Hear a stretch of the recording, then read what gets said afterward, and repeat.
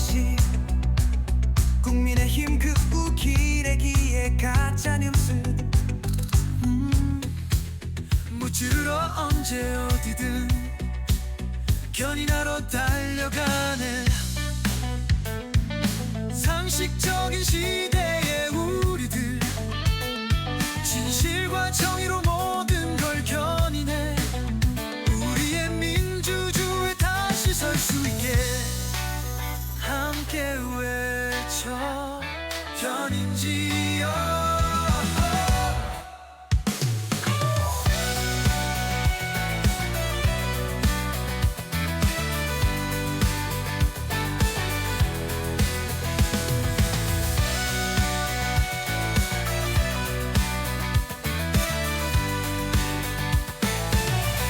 자, 친일, 극우, 기레기 모두 견인해서 패착까지 가는 방송. 오늘 함께할 2호차 차주 민주당 평당원 박영훈이 어서오고. 오랜만입니다. 다음 3호차 차주 박예슬 톡톡의 예슬이 누나 어서오고. 안녕하세요. 반갑습니다.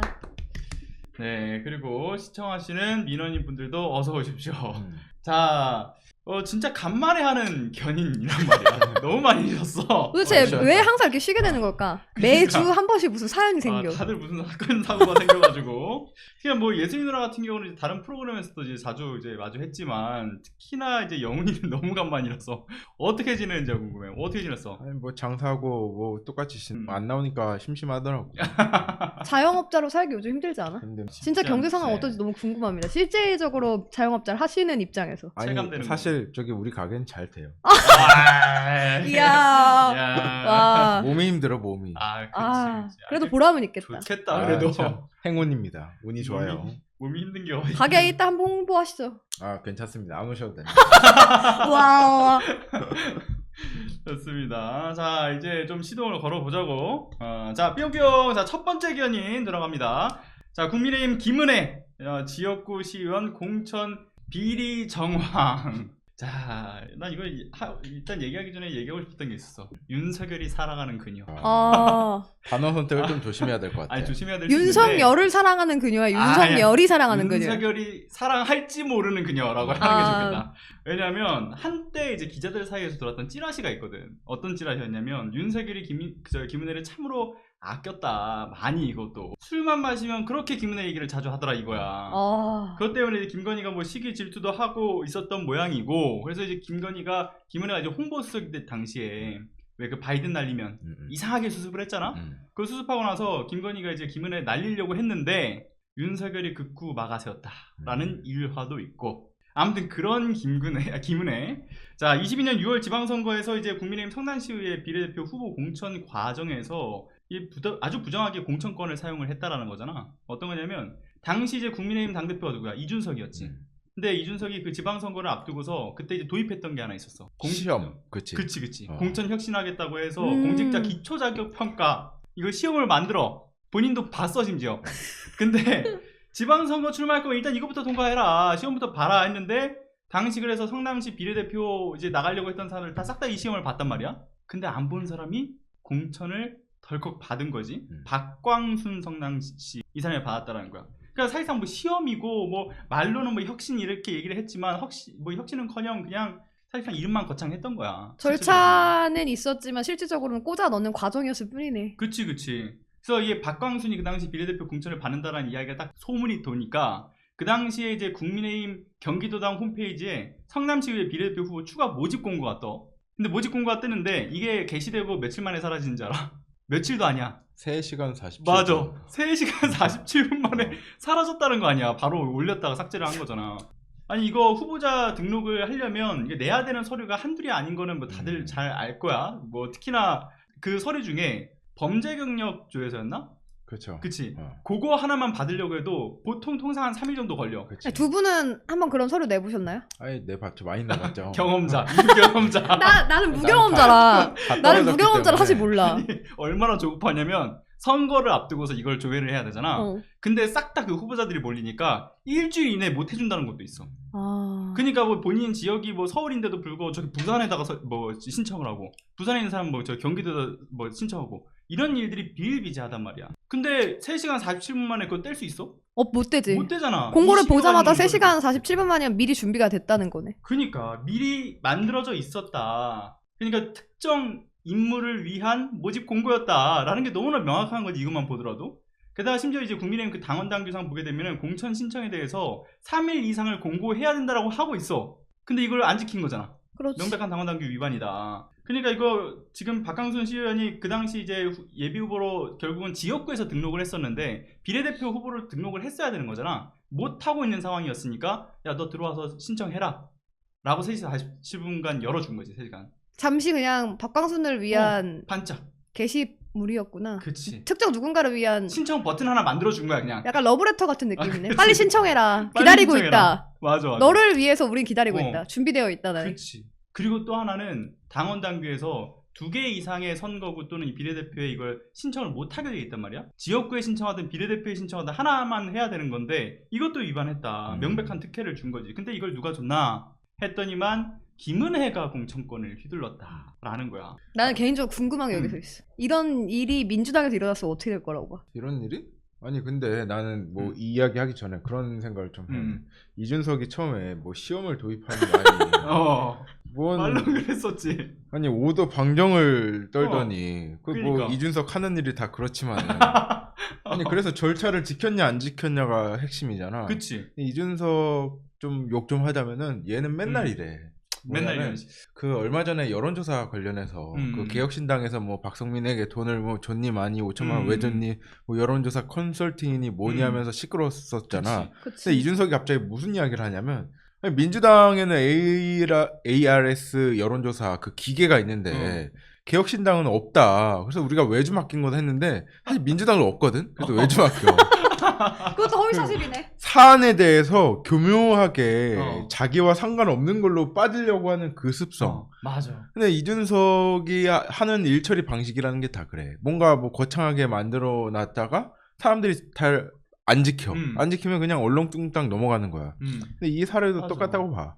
이준석이 뭐 당대표 할 때 뭐 자격 시험이니 뭐니 뭐 이렇게 도입했는데 결국에는 사람들이 안 지킨다는 거 아니야. 뭐 마치 자기가 공정한 것처럼 막 포장하고 결국에는 이준석 하는 일이 다 이렇다라고 맞아. 말하고 싶고. 아니, 그 얘기한 거에서 공감하는 게 다 지금 보여주기 쇼만 하잖아. 지금 요 사안도 보면은 시험을 이제 그 이준석이 당대표 할 때 있어가지고 대단한 업적인 양 국민의힘 그 홈페이지에다가 하고 게시를 했었어. 이준석이 해냈던 일들에 대해서.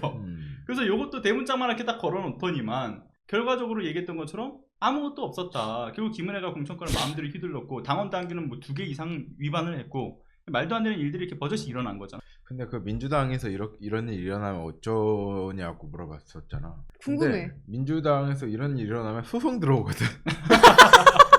아 어디서 이게 소송 이제 들어와? 후보자가 그 저기 무효 소송을 해.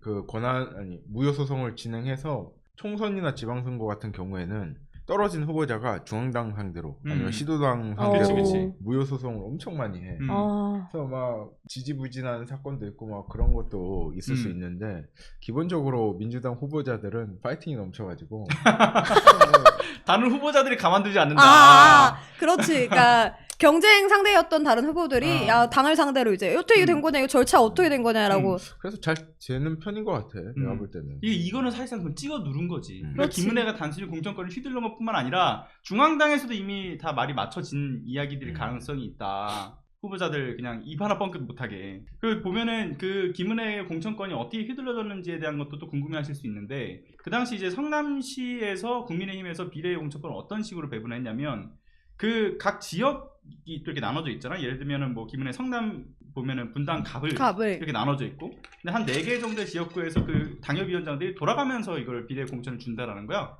근데 그 당시에 이 박광순에 대해서 비례를 공천권을 휘둘렀던 게 김은혜가 당협위원장인 지역구에서 분당 하는 갑 차례였던 지역구지. 거지. 그러니까 이제 분당갑에서 2번 말한 것처럼. 근데 나는 궁금한 게 그게 하나 포인트가 더 있다면 뭐냐면 박광순 시의원이 지금 그 시의원직을 박탈당했거든.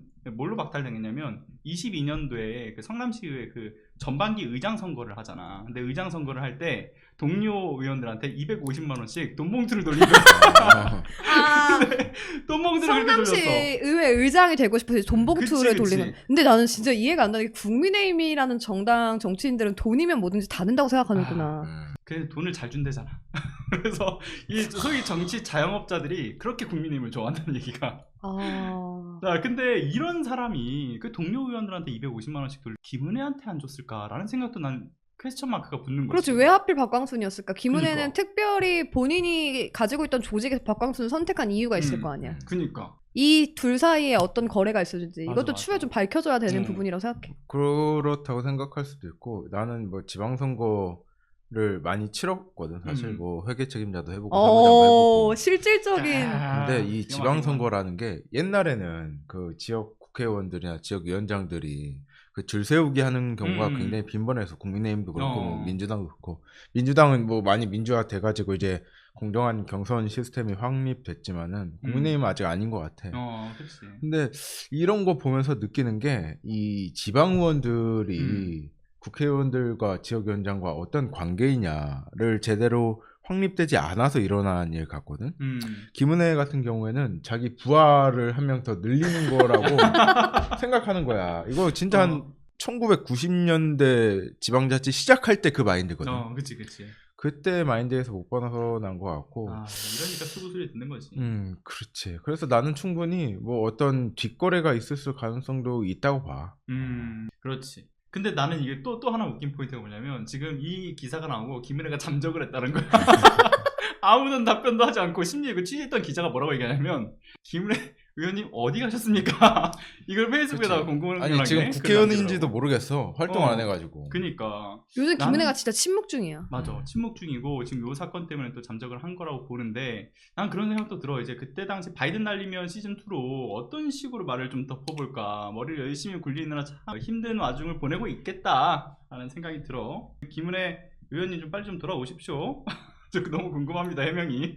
자 그리고 또 김은혜 건도 그렇지만 실은 이게 보면 최근에 일련의 그 과정들을 보게 검찰이 활짝 열어서 열고 있지. 여러 명이 지금 대표적으로 좀 보내고 있다. 오늘 이철규 아들의 부인도 지금 구속 맞아. 수사 진행 중이다라는 사실이 밝혀졌는데 맞아, 여기서 나는 좀 물음표를 던지고 싶은 게 왜 맞아. 하필 시기가 지금이다. 딱 윤석열 파면을 앞두고 국민의힘이 뭐 김문순대로 지금 결집하고 있잖아. 근데 한동훈 등장 시기와 이 친윤들을 날리는 시기 갑자기 무슨 혐의가 다 터져. 맞아, 장제원 맞아. 의원도 지금 터지고 있잖아.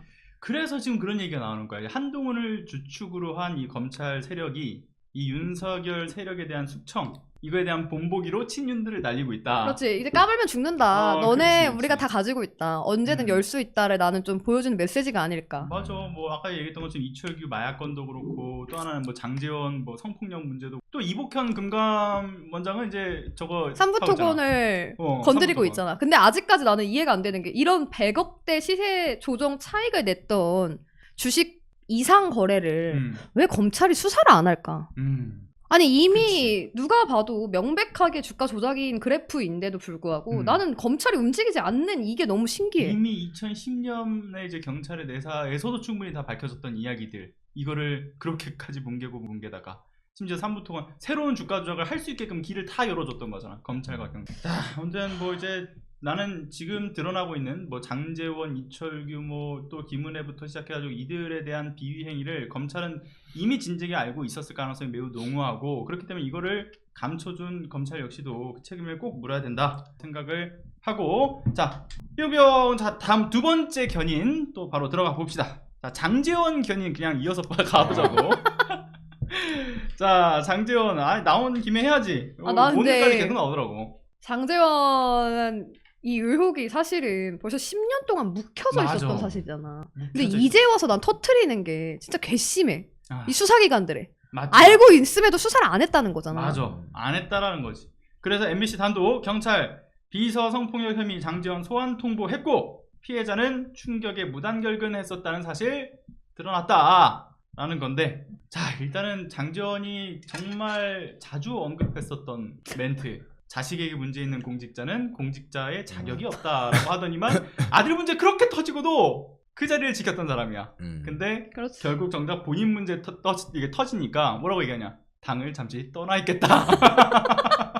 아, 진짜 코미디 아니냐고 이 정도면. 그 장재원 의원의 아들이 노엘 씨였나? 맞아. 노엘 씨였는데 그 노엘 씨가 그 쇼미더머니에 아마 나갔었을 거야. 쇼미더머니인가 무슨 아마 뭐 나갔을 그 거야. 프로그램이 있어. 경선 프로그램 나갔었는데 그때 하차한 이유가 그 성매매 의혹이 있어서 하차했거든.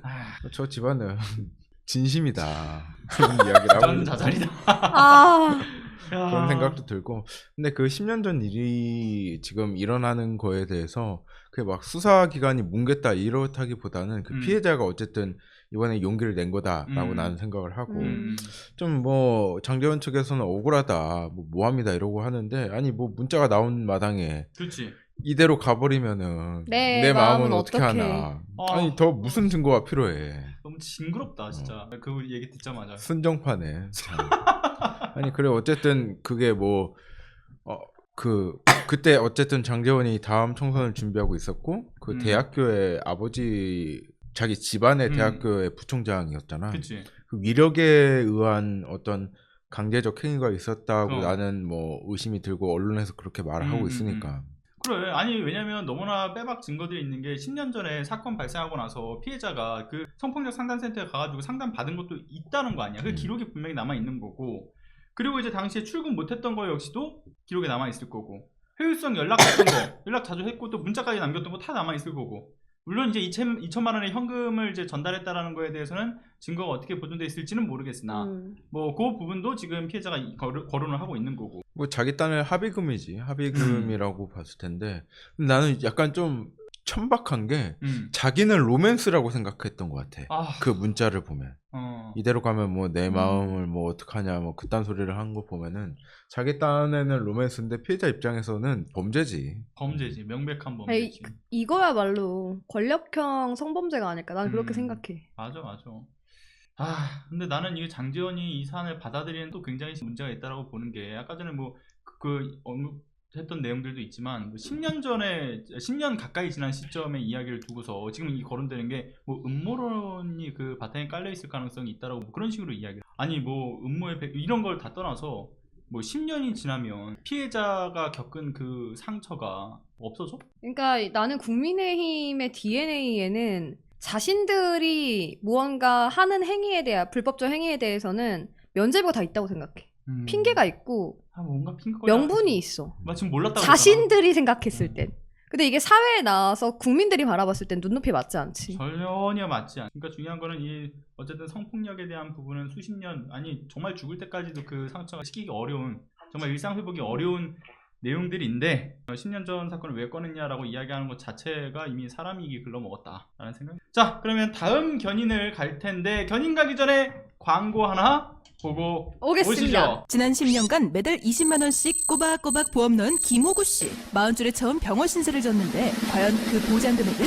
꼴랑 100만 원이요. 왜 이렇게 실망스러운 겁니까? 제가 뭘 잘못한 겁니까? 보험 손해보지 마세요. 최고의 전문가들이 본인에게 가장 적합한 보험으로 맞춤형 리모델링 해드립니다. 지금 바로 마이보험 체크하세요. 검색창에 마이보험 체크.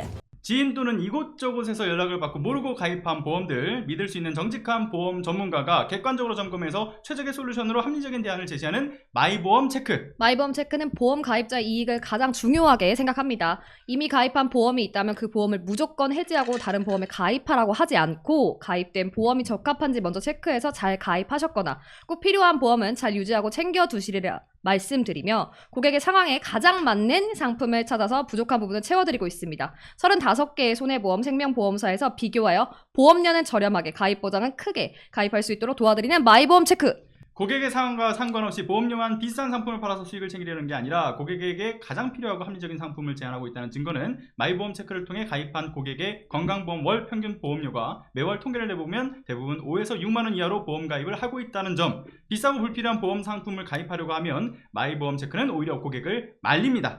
마이보험 체크는 무료로 보험 분석을 해드리며 상담 이후에 소비자에게 부담을 전혀 주지 않습니다. 결정은 소비자의 선택! 자, 기존의 질병 때문에 보험에 가입하기 어려웠던 분들 암보험, 건강보험, 어린이보험, 치아보험, 운전자보험, 태아보험, 주택화재보험, 유병자보험 부모님 치매보험, 간병보험 등등 단일 보험 상품도 고객님의 상황에 맞게 최적의 조건을 찾아 가입할 수 있도록 도와드리는 마이보험 체크. 특히 기존에 가입하셨던 실손보험이 너무 많이 올라서 점검이 필요하신 분들은 이번 기회에 꼭 보장 분석 상담 받으시길 추천드립니다. 연락처는 홈페이지 한글로 마이보험체크.com, 카카오톡 친구 추가로 마이보험체크 검색하시거나 대표 전화 1800-7917 누르고 1번 보험 상담을 꼭 눌러주세요. 그리고 하나 중요한 건 요즘 마이보험 체크를 사칭 또는 마이보험 체크인 것처럼 전화를 하는 회사가 생기고 있다고 합니다. 절대 마이보험 체크는 상담 신청 남기신 분 외에는 연락을 하지 않는다는 점 꼭 마이보험 체크의 로그인 주황색 손 마크 꼭 확인하시고요. 대표 번호 1080-719 잠깐만. 아니 우리 서로 너무 빨리 이렇게 경쟁하는 것 같아. 천천히 해. 네. 천천히 해. 대표번호 1800-7917 꼭 확인하신 후에 상담 신청 받으시길 바랍니다. 그리고 상담 신청하실 때는 방송 보고 연락했다라고 말씀해 주시면 더욱 친절한 상담 해주시니까요. 여러분 많은 이용 부탁드립니다. 광고는 여기까지. 네, 좋아요. 그럼 세 번째 견인 들어가 봅시다. 자, 이번에 견인할 내용 3호차 차주 예수인 누나가 준비한 소식 한번 봅시다. 자, 오늘 이제 한국 갤럽 소식으로 전해지는 바에 따르면 윤석열 탄핵에 대한 여론조사 결과가 나왔어. 혹시 봤어? 아니 아직 못 봤어. 난 진짜 근데 영훈이랑 방송할 때 텐션을 올리잖아? 그럼 영훈이 이렇게 자제시켜서 좋아. 감기에 걸려가지고 텐션 올려볼게. 자, 나 오늘 이제 한국 갤럽 여론조사 결과가 나왔지. 몇 퍼센트가 윤석열의 탄핵에 찬성할 거라고 좀 예상하고 있어? 60%. 정확해. 정확. 정확해. 뭐야? 걸어다니는 여론조사야 뭐야? 항상 똑같지 뭐. 아니 뭐 탄핵을 반대하는 사람들이 한 뭐 30%가 안 될 텐데 그 일전에 보면은 뭐 갑자기 민주당 지지율이 떨어지고 국민의힘 지지율이 올랐다. 막 윤석열 탄핵을 반대하는 사람들이 늘었다 하는 사람들이 있는데 그 여론조사 실제 있었지. 근데 막 조항 가지고 어떤 장난을 치고 그런 여론조사 있었는데 맞아. 결국에는 정상으로 돌아오게 돼 있다. 이게 그 사람들이 억지로 막 나이 속여가면서 뭐 성별 속여가면서 여론조사에 응답해도 전체에 있는 기류는 바뀌기 힘들다고 생각하고 그치. 근데 나는 뭐 탄핵 반대하는 사람이 20% 남짓 이렇게 있는다는 거에 대해서 사람들이 엄청 막 우려하고 그러는데 나는 별 걱정 안 해도 된다 봐.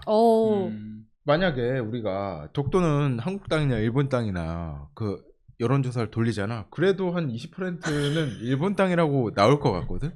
왜냐면 어떤 사회에서도 한 20% 정도는 뭐 어떤 사람은 장난으로 하는 사람, 어떤 사람은 정말 맹신해서 여론조사에 막 그렇게 이상하게 응답하는 사람, 이런 사람들이 다양하게 있다고 보고, 그래서 결국에는 뭐 탄핵이 인용이 될 거라고 우리는 믿으니까 뭐 차분하게 기다렸으면 그러니까 좋겠어. 이상한 사람들의 20% 값은 기본값으로 들어간다. 들어간다. 별로 신경 안 써도 된다. 오케이. 아니 난 요즘 여조가 이렇게 나오잖아. 그러면 항상 여론조사 심의위에 들어가 보게 돼. 그치? 그래서 어떤 질문이 나왔는가, 어떤 표집이 이루어졌는가 계속 보게 되더라고. 사실- 이번에도 보니까 질문에서 장난질 친 것 같지는 않아. 쭉 보니까. 그나마 깔끔했어. 깔끔했어. 갤럽 여론조사가. 맞아. 뭔가의 그 부연 설명이 들어가 있지 않더라고. 근데 일단은 그 표집되어 있는 걸 보니까 진보에 비해서 보수가 한 100여 명 정도가 좀 더 참여를 했더라고 보니까. 뭐 중도랑 비교를 하면은 뭐 플러스 마이너스 오차범위 내로 이제 속해 있다라고 생각이 들고, 근데 여기서 의미 있는 건 뭐냐면 부울경에서조차도 윤석열 파면할 거라고 본다라는 게 압도적으로 좀 높았던 거고, 세대별로 보더라도 70세 이상, 70세 이상만 빼고 7세 이상 같은 경우는 50대 50이었어. 파면될 거다 아니다. 그리고 나머지는 뭐 사실상 전부 다 파면할 거라고 본다는 거지. 그리고 윤석열이 매우 잘못하고 있다라는 거에 대한 평가도 지금 앞선 평가와 비슷하다. 부울경에서도 쟤 잘못했다. 그리고 이제 70세 이상 빼고는 다 쟤 잘못했다라고 이야기하고 있는 거고. 그러니까 이게 윤석열에 대한 어떤 내란 행위에 대해서 이제 국민적 그 심판 여론이라고 하는 것이 매우 분명하다라는 그 여론조사 결과값이 이번에 나왔다라고 봐야 된다고 봐. 이전에 뭐 아까 전에 그 영훈이도 이야기를 해줬지만 윤석열 지지층, 뭐 극우 지지층에서 과표집된 걸 가지고서 또 그 아주 교묘하게 장난질 쳤던 질문지를 통해서 특정 표집만 이뤄질 수 있게끔 했던 거, 이걸 두고서 봐라 국민들이 부정선거에 대한 문제의식을 느끼고 있지 않냐, 뭐 윤석열 계엄 정당하게 보고 있지 않냐, 이런 헛소리들을 했던 저들이, 근데 이제 그 명백하게 그 헛소리들이 완전 그 논거가 바사삭하는 여론조사가 제대로 나왔다. 사실 근데 이런 그 MBS 전국 그 조사 같은 경우는 이런 식으로 항상 이제 좀 객관적인 지표가 잘 나오더라고. 근데 나는 이제 여론조사를 우리가 신경 안 썼으면 좋겠어. 왜냐면은 한 뭐 2달 전부터 여론조사를 충분히 어떤 특정 집단 정말 뭐 광신도 같이 매몰된 어떤 이상한 신념에 매몰된 사람들이 여론조사 결과값을 조작할 수 있다는 거 우리가 알게 됐잖아. 그치. 심지어 그 우리가 언급한 한국갤럽 여론조사도 그때 털렸거든. 소위 말해서. 왜냐면 뭐 탄핵을 반대하는 사람들이 더 높게 나오기도 하고 뭐 민주당 지지율이 한풀 꺾인 여론조사 나오기도 하고 이거는 분명 그 극우에 똘똘 뭉친 집단들이 뭐 나이를 속이고 성별을 속이고 뭐 전화를 더 받고 이렇게 해서 그 결과값을 왜곡시킨 거야. 그치. 그래서 그게 다시 벌어지지 않으리라는 법도 없고 이미 여론조사 지금 현행 진행되고 있는 방식으로는 정확한 민심을 파악하기 어렵다. 그치. 그렇지. 그래서 나는 결국에는 이 여론조사를 단순히 그냥 우리가 참고용으로 볼 뿐이지 실제 여론이라고 생각하지 않았으면 좋겠어. 그러니까 결국은 뭐 이걸 가지고서 일일비할 필요가 없다라고 하는 거에 대해서 공감을 하는데 다만 그 진짜 이 여론 조작 기관이라고 불리는 그렇지. 조사 기관들의 질문이라든가 이런 문제는 우리가 잘 짚어가지고 퍼뜨려 줘야 된다는 생각은 들어. 이번 사실 한국갤럽 여론조사도 사실상 보수가 좀 과표집된 경향이 있어. 그럼에도 불구하고 윤석열의 탄핵을 찬성하는 여론이 그치. 60%다라는 건 난 매우 의미가 있다고 봐. 맞아. 그러니까 보수 내에서도 윤석열은 아니라는 거지. 맞아. 계엄은 진짜 아닌 거고 그래. 이 정권은 교체돼야 된다는 여론이 집결하고 있는 거야. 맞아. 그렇다면 그 중도에 있고 사실상 나도 여론조사 전화 솔직히 오면 중간에 이런 말 해도 될지 모르겠는데 나도 끊거든. 바쁠 때가 있잖아. 맞아. 솔직히 여론조사 전화 오면 다 받아? 나 봤는데. 너 이렇게 나를 나는 봤는데. 손절하면 내가 불편하지. 힘들지. 아니 근데 여론조사 잘 안 받지. 그리고 그래. 그 우리 진영에 있는 지지자들은 이미 탄핵 그 심판이 진행되고 있기 때문에 약간 이제 긴장도 풀리고 맞아. 이제 긴장이 좀 풀리는 것 같아. 맞아. 기다리는 시간이란 말이야. 그치. 이제는 어떤 막 적극적으로 막 이렇게 나서는 시간이 아니기 때문에 여론조사 응답률이 낮을 수밖에 없고 맞아. 저쪽은 지금 대장이 잡혀갔는데 맞아. 지금 뭐 구속 취소가 되긴 했지만은 지금 대장이 뭐 탄핵 되니 많이 하고 있는 상태이니까 더 적극적으로 여론조사 임하는 거지 뭐. 그리고 이제 우리 지지자분들은 아마 그런 생각을 할 거야. 박근혜 탄핵 전국 때 당시와 지금의 모습을 비교할 수밖에 없잖아. 다 직접 겪어보신 그렇지. 분들이니까. 피부로 겪어보신 분들. 근데 지금 보면은 이 여론조사고 뭐고 사실 그게 중요한 것도 아니고 심지어 뭐 탄핵 반대 집회다 뭐다 하고 막 열리면서 언론에서 굉장히 크게 막 띄워주고 있지만 사실 그 규모가 박근혜 때 비교할 바가 전혀 아니거든. 그때 광화문 그 인근에 가득 메웠던 그 보수 지지자들 생각해봐. 거기에 보면 정말 한 줌밖에 안 되는 아주 소수의 이 극우 지지층들이 나와서 저 난리를 피우고 있는 건데 그러니까 보면서 아유 그냥 떠들어라 이렇게 생각하시는 분들이 있는 것 같아. 나도 그냥 그런 것 같아요. 어차피 이제 끝날 정권인데 뭐 쟤들이 끝났다. 아무리 목숨 걸고 막으려고 해도 헌재가 설마 하니 그래. 이 명백한 내란에 대한 혐의가 분명한 대통령의 직무를 파면시키지 않는다? 나는 이건 헌재가 내전을 종용하는 거다. 그치, 그렇게 생각. 근데 나는 대한민국의 수많은 국민들이 헌법재판소가 제대로 된 헌법을 기준으로 판결해 주리라 믿고 있습니다. 헌법재판관님들 사랑합니다. 좋아요. 뭐 갑자기 사랑 고백을 하고. 이거 영상 편지 하나 보는 아이겠구나. 나는 믿어. 난 믿어. 믿는다. 오케이. 그럼 또 다음 소식 한번 견인해 봅시다. 나는 그리고 이제 헌법재판소의 판결을 앞두고 국민의힘이 진짜 갈 때까지 가고 있다라고 많이 느끼는 게 오늘부터였나 어제부터였나 내가 기사를 확인해보니까 어제 저녁에 나온 기사인데 이제 헌법재판소 앞에서 릴레이로 농성을 하겠다라는 입장을 국민의힘 의원들이 밝혔어. 나는 국민의힘 의원들이 이렇게 윤석열 파면을 막고자 하는 이 정치적인 행위가 왜 일어나고 있는가 좀 물음표가 들어. 권성동도 그렇고 지금 수많은 국민의힘 중진들이 박근혜 파면 때는 그렇게 적극적으로 나섰었잖아. 근데 왜 이렇게 목숨 걸고 윤석열 파면을 막는 걸까? 해보니까 안 되는 거야. 그때 뭐 장제원이니 이런 사람들이 그 자기 당 그때 무슨 당 새누리당이었나? 새누리당을 탈당해서 많이 바꿔가지고 이름을 바른정당을 만들었었잖아. 맞아. 그래서 뭐 제3지대 만들려고 시도하고 막 이것저것 하고 반기문도 좀 꼬셔보려고 했다가 안 되고 이런 경험을 겪다 보니까 제3지대로는 안 된다라는 판단이 선 것 같고 결국에는 윤석열 대통령 그 피의자 내란 피해자인 윤석열 씨가 이 무너지게 되면은 보수의 몰락이 시작되는 그 버튼이잖아.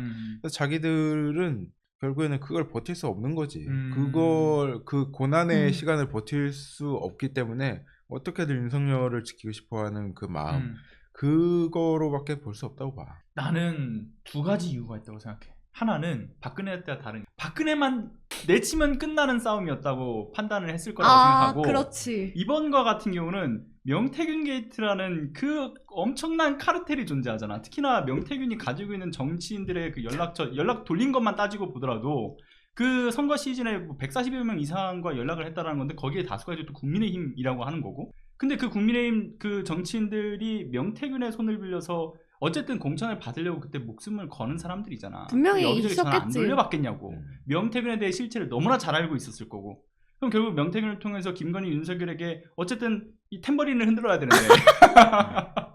그러니까 결국은 한 번씩 탬버린을 흔들어봤던 그때 당시의 증거, 정황들이 있기 때문에 윤석열이 끝나면 자기네들도 같이 몰락한다라는 그 운명 공동체적 위기의식을 느끼고 있는 게 일단 한 포인트 있다라고 생각하고, 두 번째는 애초에 이미 그 국민의힘이 극우정당화 돼버렸고 결국은 이 안에 있었던 소위 합리적인 보수 지지층들이 이제 빠져나가고 있는 그런 모양새란 말이야. 그런 상황에서 다음에 이제 배지를 받으려면 어쨌든 호소해야 돼. 윤석열을 옹호하는 사람들, 내란을 옹호하는 사람들한테 자기가 이뻐 보여야 되니까 뭐 어디에 저 영상에 또 한 번 노출되고 집회 연단에 한 번 서고 이런 어떤 그 쇼가 한 번씩은 필요하다. 그런 퍼포먼스격으로 지금 계속 저런 행동들을 하고 있는 것이 아닌가 그런 생각이 들어. 결국에는 자기 지지층에게 잘 보여야지 자기가 다음 공천도 받고 더 오로지 뭐 뺐지. 높은 자리로 성장할 수 있고 그런 걸 염두에 둔 것 같은데 나 한 명을 좀 주목해야 된다고 봐.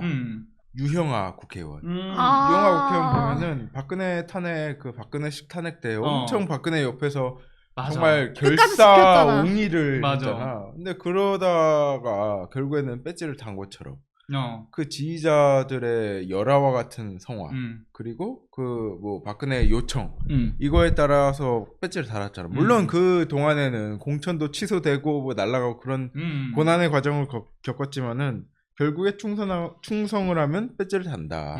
그거를 뭐 국내의원 국회의원들이 보면서 나도 혹시 유영아? 라고 생각할 수도 있겠다. 그걸 노리고. 김계리 보면서 김계리가 정치하려고 저러는 건가. 그래 이 진짜 생각도 내가 하고. 보면서 너무 아직도 상상난 여자 유영아야 여자 유영아. 끝까지 나는 윤석열 대통령을 지켰던 호위무사다. 그니까 그거 이제 타이틀로 달고 다음 총선 때 볼 수도 있지 않을까? 아니 국민들은 뭐 우스워 보이고 뭐 그래. 그러겠지만은 그 극우 지지자들 안에서는 거의 영웅이라고 뭐 칭송 받을 거야 아마. 그렇지. 근데 나는 그때 그 유영아의 모습을 보면서 나 자신도 그렇게 배지를 달 수 있다라는 생각에 플러스 해가지고 사실은 이제 국민의힘이 더 이상 이제 돌아올 수 없는 강을 건너버렸기 때문에 이 극우 지지층한테만 호소하면 된다는 생각들이 있는 거라고도 생각이 들어. 근데 나는 국민의힘 보면서 요즘 무슨 생각이 드냐면 우리 대한민국이 헌법이라는 틀의 사회적 암묵적 합의가 돼 있잖아. 근데 이 암묵적 합의를 흔드는 행위를 하는 정당이 과연 나는 얼마나 국민들에게 설득력 있고 당위성 있는 정당으로 갈 수 있을까? 앞으로 나는 솔직히 차기 총선에서 아무리 뭐 국민의힘이 극우 지지자들을 결집한다 해도 100석도 안 되지 않을까? 안 될 것 같아. 그러니까 기도하는 거지. 열심히 기도하고 하나님의 뜻입니다 하고 있고. 파이팅 하십시오. 네. 너무 진짜. 근데 이제 나는 헌법재판소를 흔드는 것을 넘어서 아마 탄핵이 인용되고 난 후에도 이 탄핵 자체가 헌법재판소가 잘못된 판결을 한 것이다로 여론을 대선까지 몰고 갈 것 같아. 그럴 가능성이 있다. 왜냐하면 벌써 주진우 의원이 이걸 띄우고 있어. 헌법재판관들이 세컨폰이 왜 필요하냐. 진짜. 8명 전원이 사용하고 있다. 근데 나 솔직히 여기서 하고 싶은 말 있는 게 뭐야. 아니 주진우 의원 세컨폰 없을 것 같아? 뭐 있겠지. 나는 좀 궁금해. 있을 것 같다. 근데 난 그런 얘기도 하고 싶어. 민간인한테 비화폰 주면서 뭔 말이 많나. 그러니까. 이런 생각도 들고 또 하나는 나는 주진우 의원이 뭐 헌법재판관한테 세컨폰이 왜 필요한가 이런 질문을 던지기 전에 주진우에게 국회의원 배지가 왜 필요한가 이것부터 던져야 되는 거 나도. 아닌가. 난 진짜 너무 그 얘기를 하고 싶어. 아니 검사를 하면서 또 이름도 날렸던 검사로 꽤 유명하잖아 우리 주진우 의원은. 그럼에도 불구하고 헌법재판관들의 판결에 대해서 이렇게 법리적으로 무슨 문제가 있는 것처럼 사생활에 무슨 문제가 있는 것처럼 흠집내게 주진우 검사의 모습을 보면서 난 대한민국의 수없이 많은 검찰 후배들이 얼마나 수치심을 느낄까. 맞아. 그리고 늘 얘기하지만 국민의힘에서 나오는 저런 메시지들은 항상 자신이 해봤기 너무나 잘 알고 있기 때문에 쟤네들도 세컨폰이 있을 거야. 쟤네들도 여론조작 해봤을 거야. 쟤네들도 돈봉투 받아봤을 거야.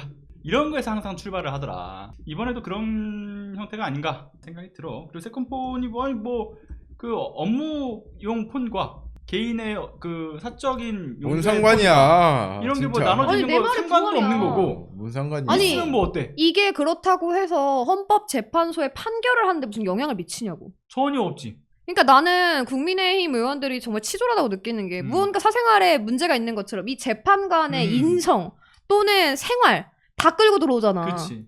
이렇게까지 저열하게 윤석열의 파면을 막고자 하는 모습이 참 갸륵하다. 윤석열 입장에서 나는 너무 기특할 것 같아.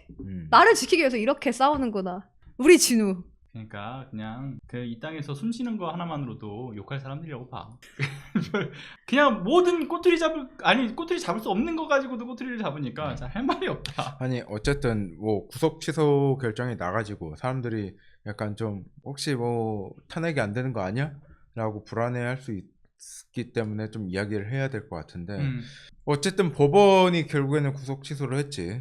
법원이 구속 취소를 했는데 뭐 자료를 보면은 뭐 절차나 형식을 뭐 맞추기 위해서 그런 뭐 이야기를 써놨던데 그걸 다 떠나가지고 법원은 결국에는 헌재 결정이 나기 전에는 구속 취소 기각이나 뭐 인용 결정 안 할 거라고 우리가 봤잖아. 그렇지. 어쨌든 헌법재판 과정에서 영향을 조금이라도 미칠 수 있는 가능성이 있기 때문에 구속 취소에 대한 그 소를 판단을 미룰 거라고 봤는데 이거를 인용했단 말이지.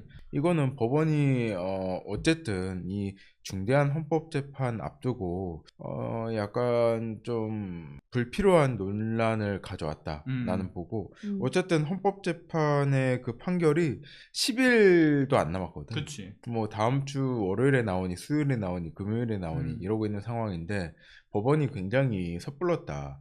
근데 결국 중요한 것은 이 구속영장이 인용된 것, 윤석열이 지금 풀려난 거에 대해서 이거는 헌법재판에 중대한 어떤 그 영향을 미칠 사유는 아니라고 봐. 그렇지. 이미 뭐 윤석열이 국회를 무력화시키고 국회의원들을 뭐 가두려고 했다던 그런 증언들 그런 것들이 군인 사이에서도 많이 나왔고 국회에서도 청문회를 통해서 많이 밝혀졌기 때문에 이 탄핵 재판에 대해서는 별 영향이 없다고 우리가 생각하고 있어. 그래. 그리고 이제 헌법재판관들도 목숨 걸어야 돼. 여기서 만약에 기각이 판면이 안 돼봐. 본인들도 어떻게 될지 모르는 거든. 아니 제2의 내란으로. 노상원 수첩에 나와 있잖아. 뭐 대법관도 잡아들이잖아. 그러니까. 헌법재판관들이라고 나는 가만둘 거라고 보지 않아. 단체로 진짜 수정 돌아오잖아? 돌아오잖아. 그러니까 물론 그럴 일은 절대 절대 없겠지. 없겠지. 나는 믿고 있어. 대한민국 헌법재판관들의 뭐 일각에선 정영두가 기각 의견을 내지 않을까라는 목소리가 있는데 뭐 그건 정영두 개인의 의견이지. 그렇다고 해서 재판 결과에 큰 영향을 미치진 않는다라고 보는데 뭐 단체로 진짜 뭐 잠시 최면에 걸려서 평결 과정에서 말도 안 되는 결론을 내린다면 나는 그분들의 생활도 장담할 수 없고 미래를 그치. 보장할 수 없다고 보장할 본다. 수 없다. 가장 화가 나는 건 이해하지 뭐냐면 관저로 복귀라는 게 화가 나. 지금 즉시 석방돼서 관저로 복귀한다고 맞아. 계속 기사가 나오고 있거든. 그리고 또 이걸 가지고 국민의힘에서는 당연히 법치가 살아있는 것도 현명한 결정이다.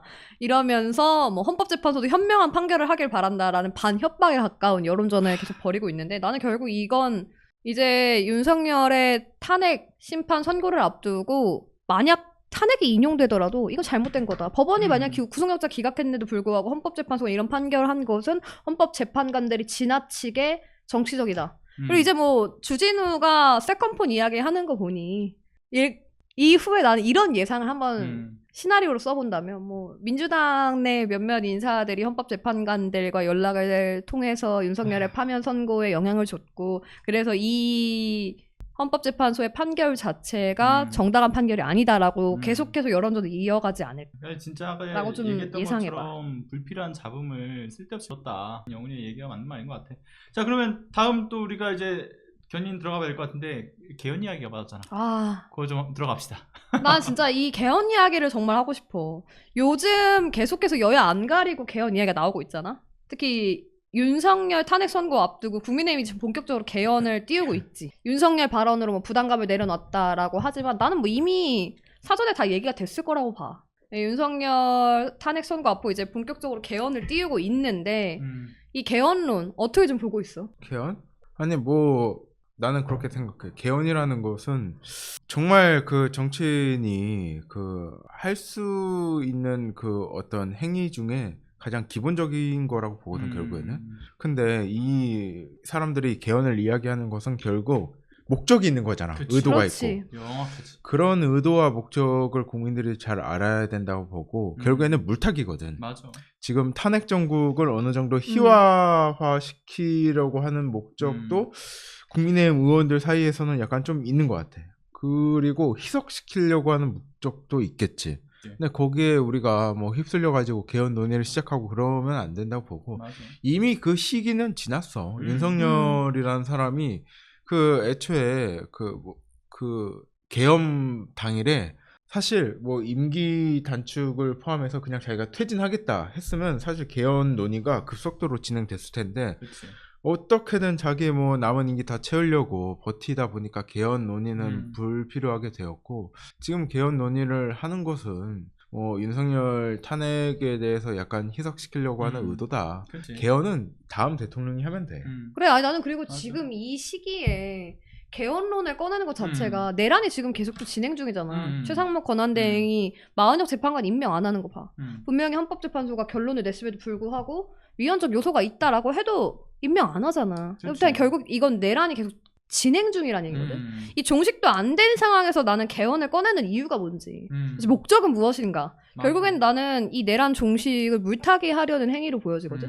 근데 나는 여기에 이제 동조하는 일부 정치인들에게 좀 한마디 하고 싶어요. 국민들이 아직까지는 내란 종식을 원하지 개헌을 이야기하지 않아. 지금 개헌에 대한 여론조사를 한 결과도 보면 반대가 60%포인트가 넘거든. 특히 민주당 지지층에선 71.1%포인트가 나오는데 그럼에도 불구하고 국민이 원하지 않는데 왜 개헌을 꼭 이 시기에 얘기를 하는가. 그치. 그런 게 좀 아니 안타까워. 이게 그 약간 좀 잘못된 접근인 게 개헌론자들의 잘못된 접근인 게 뭐냐면 이 사태의 원인이 체제에 대한 부실 때문에 있다고 보는 거야. 87년도 6공화국 체제가 이제 그 시효가 다했기 때문에 윤석열 같은 사람이 나온 거다. 그래서 막 이렇게 계엄도 일어나고 탄핵 재판도 뭐 계속 일어나고 하는 거다라고 주장하는데 중요한 것은 헌법이 문제가 아니고 그냥 사람 자체가 문제인데. 그치. 아니 그러니까 아니, 그런 사람이 대통령이 됐기 때문에 우리나라가 이렇게 된 거지. 그 전에 있었던 대통령제에서 이런 일이 있었냐? 아니 도대체 윤석열이라는 사람이 계엄을 터뜨릴지 누가 예상했어? 맞아. 이거는 체제의 문제가 아니고 그냥 사람의 문제다. 그리고 정상적인 정치 시스템을 통해서 그 각 당의 대선 후보를 선출하는 그 시민 의식을 키울 생각을 해야지. 그래. 어떤 제도를 바꿔서 이걸 좀 나은 상황으로 만든다. 나는 이거 좀 아닌 것 같아. 두 사람의 얘기에 정말 적극적으로 공감하는 게 사실 개헌을 해야 되는 이유에 대한 부분에 있어서는 차고 넘치는 부분이 있다라는 거에 그렇지. 대한 이견은 사실 없단 말이야. 근데 다만 지금 어떤 이걸 당장에 시급하게 이 문제가 떠올랐던 게 아니라 아까 얘기했지만 뭐 87년도 이후부터 해가지고 단 한 차례도 이루어지지 않았던 이 낡은 현행 헌법에 대한 것, 이걸 개정을 해야 된다는 건 늘상 있어 왔던 이야기라는 거. 근데 이거를 지금 내란의 어떤 종식과 함께 연결 지을 부분은 아닌 거잖아. 가장 아니, 핵심은 그건 거지. 나는 그렇게 생각해. 내란 종식하고 차기 대통령 만들어지고 그때 개헌 얘기도 늦지 않아. 그래. 왜냐면 지금 상황이라는 게 결국은 어떤 제왕적 대통령제의 여파로 이게 만들어진 그런 문제가 아니니까. 결국은 윤석열이 국정을 운영하는 그 과정에서 입법기관을 무력화하고자 대통령령 등 또 시행령으로 이 독주를 했던 문제의 여파. 그리고 또 하나는 경제고 민생이고 뭐 안보고 그냥 싹 다 그냥 말아먹는 무식하고 정말 무책임한 이런 국정 운영의 방향성. 그리고 또 하나는 극단의 갈등으로 계속 이 사분의를 시켰잖아요. 다 찢어놔. 그래. 그리고 나아가서 자신의 어떤 책임과 잘못은 전혀 없고 그냥 오로지 본인의 말만 정답이다 라고 보면서 국회는 물론이고 국민과에도 어떤 불통행보를 보이고 최종 목적지는 자신의 의견에 반하는 것들은 다 그냥 종북 빨갱이, 반국가 세력, 간첩이다. 그렇게 정해놓고서 차단해야 될 대상으로 여기고 내란을 일으킨 데에 대한 문제가 가장 큰 문제인 거지. 이제 뭐 지금 와가지고 뭐 개헌이 뭐 안 돼서 생긴 문제다 말 같지도 않은 소린 거고. 또 하나는 그래서 결국에는 지금 아까 전에 이제 그 예술이 누나도 얘기했지만 내란 종식이 우선이다. 그렇지. 국민적 여론도 그렇고. 그리고 조기 대선 국면으로 넘어갔을 때 그때서야 이제 대선 후보들 간에서 이제 개헌에 대한 이야기가 각 후보자들의 입에서 나오는 것이 이제 그 다음 수순인 건데. 뭐 당 안팎에서는 뭐 이재명 대표가 왜 개헌에 대해서 말하지 않느냐. 아니 나는 여기서 꼭 얘기하고 싶어. 아니 근데 나 이거 말 이렇게 얘기하면 내가 오해 살 수 있으니까 내가 얘기하면 오해 얘기해줘. 살 수 있으니까 얘기 좀 하면 이거 명백한 지금의 어떤 정쟁화 프레임이잖아. 그러니까 이재명 대표가 개헌에 대해서 자신의 소신을 얘기를 안 했던 것도 아니야. 지난 대선 후보 때도 이야기를 했었어 줄곧. 근데 그 생각에 변함이 없다라는 것도 최근에 그 100분 토론에 나와서 얘기했잖아. 다 했어. 근데 뭐 국민의힘이야 그렇다 쳐. 근데 뭐 윤석열 내란 옹호하려는 어떤 수작이고 조기 대선 국면에서 어쨌든 이재명 대표의 파일을 좀 이렇게 줄여보기 위한 힘빼기 작업에 들어간 거라고 그 선수 치려고 들어온 건 알겠는데 그럼 민주당 안에서 이재명 대표에 대해서 뭐 이재명 대표가 언급을 안 한다라고 하는 정치인들은 왜 저들의 전략에 끌려가냐고.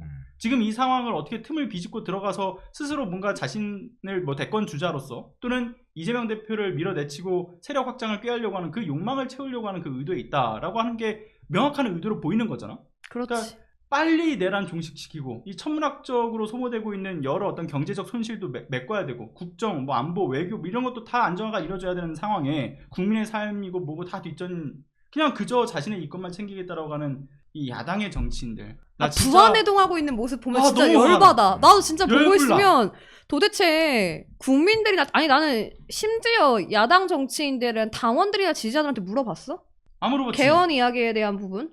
아니 나는 개헌도 왜 꼭 정치인들이 당원이나 지지자 국민들의 의견을 묻지 않아? 국민들이 지금 이 시기에 원하냐고. 정치인은 결국에는 국민들이 원하는 것을 민심을 받들어서 정치를 하는 거 아닌가? 맞아. 근데 그 기본적인 소양조차 안 되는 사람들이 계속해서 나는 개헌 이야기를 하는 게 그러니까 이 참 개헌에 안타까워. 대한 얘기, 그러니까 토론하고 수기의 기간을 갖지 말자란 얘기는 아니거든. 근데 그건 그거대로 내부적으로 할 수 있지, 할 수 있는데 이재명 대표 멱살 잡고 할 얘기는 아니다.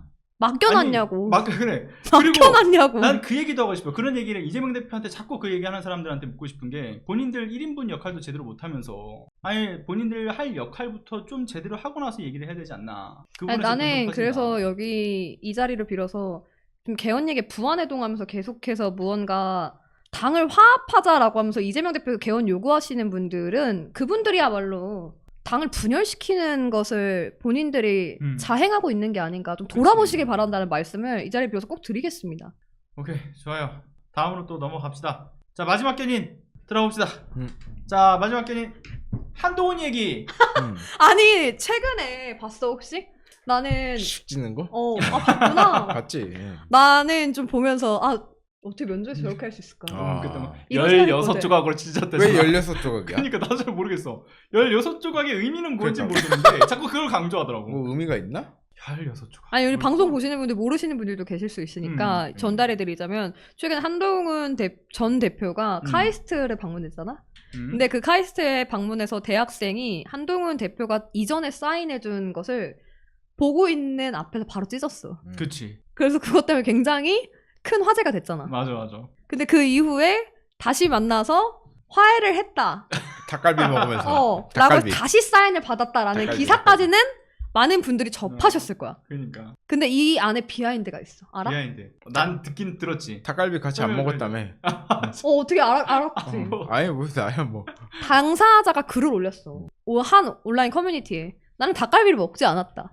그리고 나는 친중 좌파라서 한동훈에게 얘기한 것이 아니라 정확하게 얘기하면 배신자라고 얘기했다. 라고 정정을 하면서 그리고 나는 한동훈에게 사인을 받지 않았다라는 것을 올렸잖아. 난 그걸 보면서 아니 여론전을 할 거면 제대로 해야지. 이렇게 다 까발려질 걸 가지고 무언가 또 물타기 하는 모습. 역시 한동훈답다. 그러니까 그 개인 한 명의 힘이 이 정도까지 역할을 만들어낼 거라는 생각을 못했던 못한 거지. 왜냐면 어차피 대학생일 뿐이라고 생각하니까 뭐 자신처럼 이렇게 메시지를 전달해 줄 수 있는 어떤 매체가 뭐 누군지 알고 그걸 가져다 쓰겠어. 근데 이미 다 퍼졌다라는 거고. 보니까 그 대학생인 분이 올린 글을 보니까 한동훈하고 닭갈비 먹은 적도 없고. 없어. 우재준 맞나? 맞아. 우재준 의원이 닭갈비 같이 먹으면서 한동훈 뭐 사인 받아라 해서 끌고 간 거라는 거. 포인트 그거지. 포인트는 그거고. 세 번째는 나는 말하고 싶은 게 뭐냐면 한동훈은 자기 민망한 거를 절대 못 찾는 그 밴댕이 소갈딱지잖아.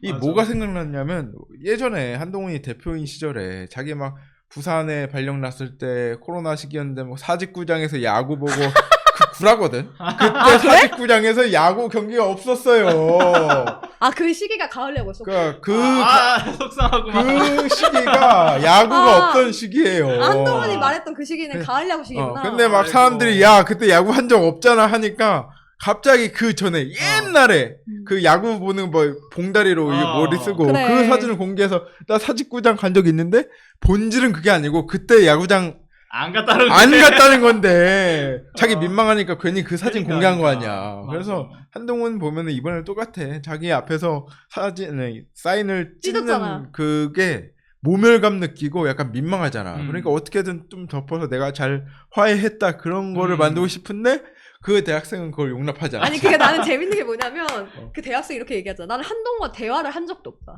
그리고 다시 사인을 받은 적도 없다. 나는 결국에 한동훈의 심기를 거스르지 않기 위해 우재준 의원이 일부러 나선 게 아닐까.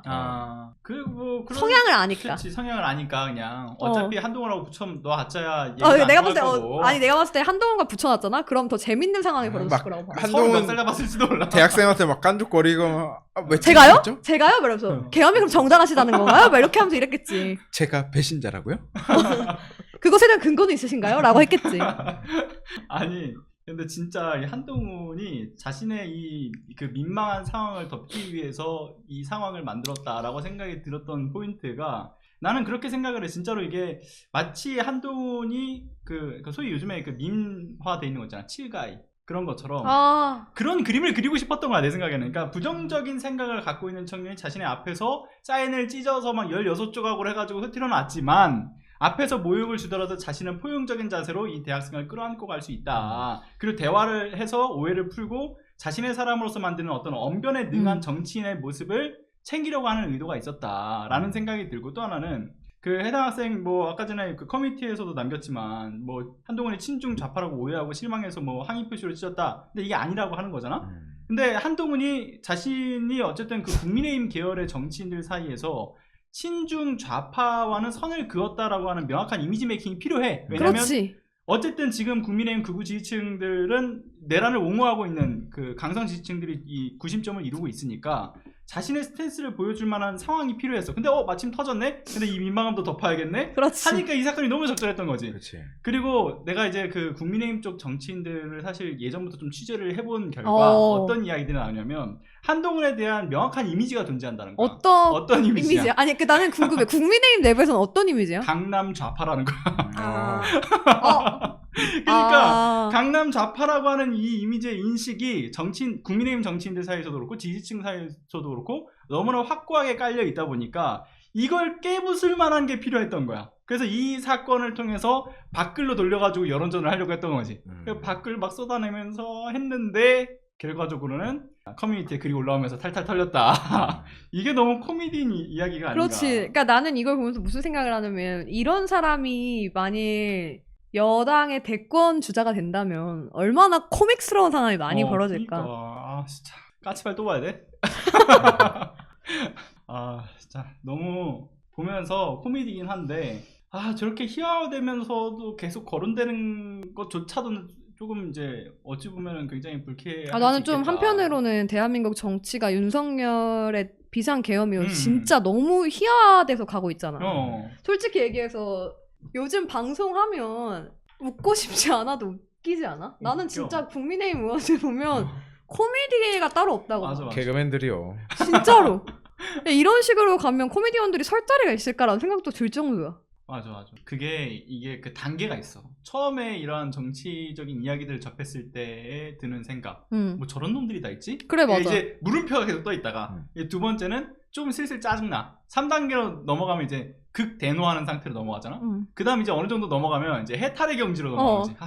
그래, 그럼 그렇지. 이런 생각하잖아. 근데 이제 이걸 넘어서서 웃기다니까? 웃겨. 그냥 뭘 해도 웃겨. 그냥. 맞아. 뭘 해도 웃겨. 쟤네들이 진짜 마지막 최후의 발악을 하는구나. 그래, 맞아. 근데 발악을 해도 오죽할 게 없으면 저런 걸 들고 나올까. 그러니까 이게 우리가 굳이 웃기려고 하지 않더라도 웃긴 방송이 돼가고 있는 듯한 느낌이 들어서. 맞아. 좀 즐겁게 오늘도 견인 열심히 했고, 오늘 견인은 여기까지. 자, 시동 끄고 들어갑니다. 다음 주에 만나요. 안녕. 와, 근데 지난 10년간 매달 20만 원씩 꼬박꼬박 보험 넣은 김호구 씨. 40줄에 처음 병원 신세를 졌는데 과연 그 보장 금액은? 꼴랑 100만 원이요. 왜 이렇게 실망스러운 겁니까? 제가 뭘 잘못한 겁니까? 보험 손해보지 마세요. 최고의 전문가들이 본인에게 가장 적합한 보험으로 맞춤형 리모델링 해드립니다. 지금 바로 마이보험 체크하세요. 검색창에 마이보험 체크.